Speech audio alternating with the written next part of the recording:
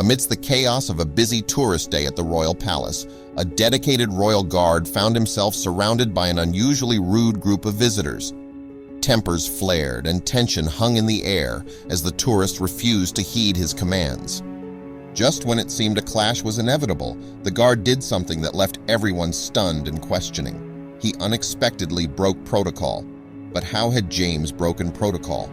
What would happen to him next? And most importantly to James, would the rude group of tourists be dealt with? This would cost him his job.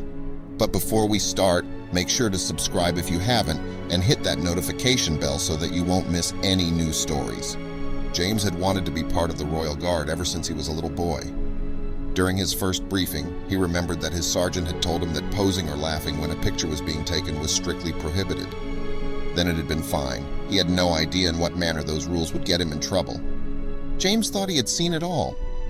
People telling them corny jokes, walking in their path, making loud or strange sounds. Nevertheless, James felt like nothing would ever make him or his colleagues lose composure. He had no clue how wrong he was. He was halfway through his 2-hour shift when the sun started to set. The tourists started to gather even more, needing to take their photo with one of them before the light escaped them. They weren't like most tourists, James observed. There was something off about them. The young men with cameras swung around their necks and flashy outfits walked straight toward him and his fellow guards. It wasn't long before he heard his fellow soldier yell, "Do not touch the King's Guard!" James looked slightly to the side but couldn't believe what he was seeing. It seemed as if the men were trying to find out how far they could go. It flabbergasted James. Did they not know that the royal guards were real soldiers, trained for war and not simply standing around as gimmicks? His colleague clutched his weapon, keeping his composure as the men were too close to comfort. James knew that he had to step in if the gentleman went too far. Nevertheless, it seemed as if his fellow guardsman William had other plans. Instead of going into action, he made another shout. "Make way for the King's Guard!" William said as he started to march forward. With the warning hanging in the air and William already moving, he shoved himself through the group of men, 2 of them stumbling backward. It had been something they had been trained for. Though they had to give a warning, the Royal Guard would nearly walk through people who were in their direct path. James could see their annoyed glances and swore he saw spit flying from one of their mouths. James hoped that they learned their lesson, but instead, the men set their sights on him. Their leader, a man with dark sunglasses, swaggered up to James. He had this arrogant grin that stretched from ear to ear. The man had the audacity to reach out for James, not merely to touch him, but to snatch off James's iconic bearskin hat. James's reflexes had him tilting his head just slightly to keep his hat out of the man's reach. "Do not touch the King's Guard," James said to the man, raising his voice. Instead of listening, as most people would, this man didn't get deterred by the statement, but instead stepped closer. The man was now truly in James's personal space, his face barely inches away from James's own. "Smile for the camera," the man taunted, a wolf-like grin on his face. James's mind raced. His duty was to remain still, unresponsive. It was the one thing they could do regarding annoying tourists, or if they felt the need to move. "Make way for the King's Guard!" James exclaimed. He straightened himself, his bayonet firmly clutched into his hands. He would walk past this man, and that would be all. As soon as he would walk, this weird power play would be over. James had never expected this to happen. When James started to march, the man had braced himself, slamming into James, but instead of staggering, held his ground. Cameras snapped urgently, capturing a moment that would surely become infamous. As chaos loomed, Corporal Stevens' trained instincts kicked in. He moved with calculated precision, inserting himself between James and the disruptive tourists. In a voice firm and unwavering, Stephen addressed the crowd. "This is your only warning. Disrupt order again, and you'll regret it." His tone brooked no argument, and the message was clear. He wouldn't tolerate any further provocations. Chastened by Stephen's intervention, the once bold tourists began to retreat. James nodded in gratitude, feeling an unbreakable bond with his comrade. As the tourists moved away, an officer approached them, relaying a clear message. "Your actions today have consequences. Legal measures are an option if you choose this path again." The tourists gulped, realizing the gravity of their actions, and with one final wary glance, they disappeared from the scene. Inside the dimly lit quarters, William, a close friend and fellow guard, quickly spotted James's troubled demeanor. A large screen lit up the room, the viral video playing for all to see. The silence was palpable, save for the occasional murmur of recognition or surprise.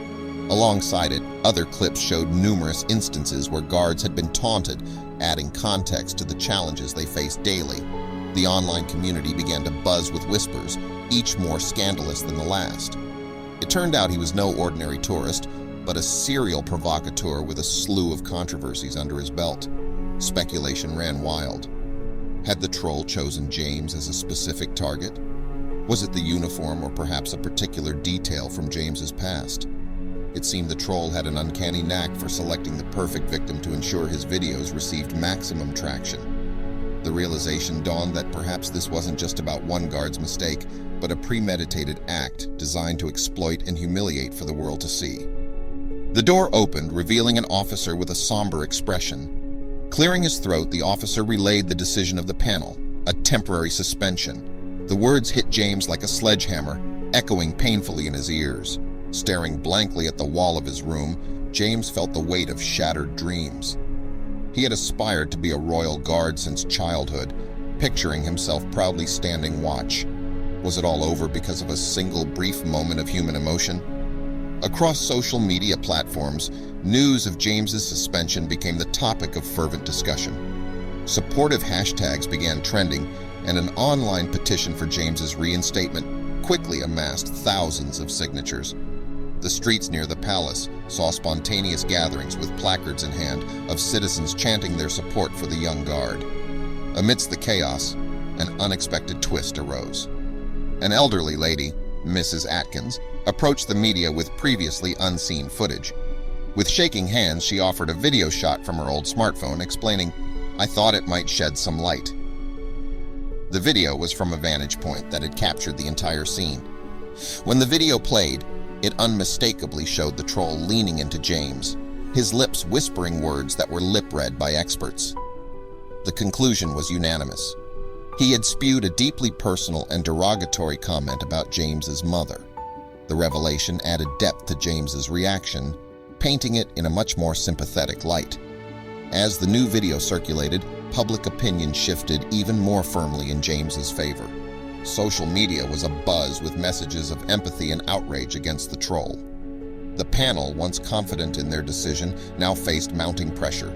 Enhanced audio from Mrs. Atkins's video revealed more than just whispered words. As the troll's cruel words about James's mother reached James's ears, the guard's immediate reaction was to draw his weapon, leading to an unintentional nick on the troll's arm. Many within the Royal Guard privately confided that they might have done the same if placed in James's shoes. Cornered by the overwhelming evidence against him and facing mounting public scorn, the troll made a desperate move. A shaky video appeared online, where he, with visible fear in his eyes, admitted to his past actions and the calculated insult aimed at James. The world watched as he expressed remorse, although many questioned its authenticity. Not stopping at just an apology, the troll went further. He clarified that James's reaction had indeed been a result of his vile provocation, and that the guard had acted in a manner that seemed purely defensive. This revelation spread like wildfire, shifting public sentiment even further in James's favor. The combination of the new video evidence, the troll's confession, and the outpouring of public support made the panel's decision all the more challenging. Inside sources hinted at intense debates within the committee's chambers. Yet there was a palpable feeling in the air, a hope, shared by many, that James might soon don his uniform once again.